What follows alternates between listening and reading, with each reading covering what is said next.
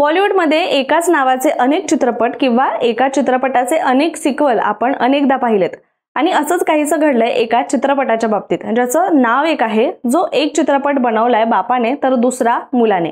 मात्र वडिलांचा चित्रपट फ्लॉप ठरला तर मुलाचा सुपरहिट. त्यामध्ये विजय दीनानाथ चौहान हे कॅरेक्टर मात्र अगदी कॉमन होतं आणि त्याला सिग्नेचर भूमिका सुद्धा मानलं गेलं.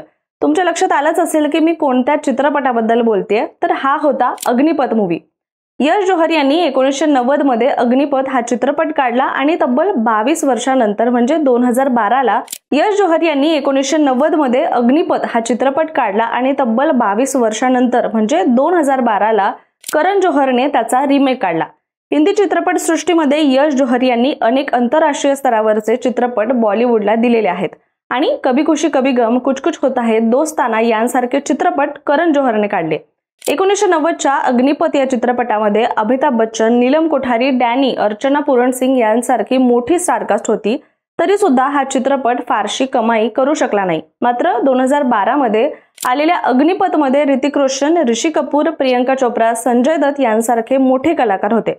या चित्रपटाची मूळ कथा ही जुन्या चित्रपटासारखीच होती, पण विजय दीनानाथ चौहान या पात्राने घेतलेला जो बदला आहे त्याला एक आधुनिक स्पर्श या रिमेक मध्ये देण्यात आला.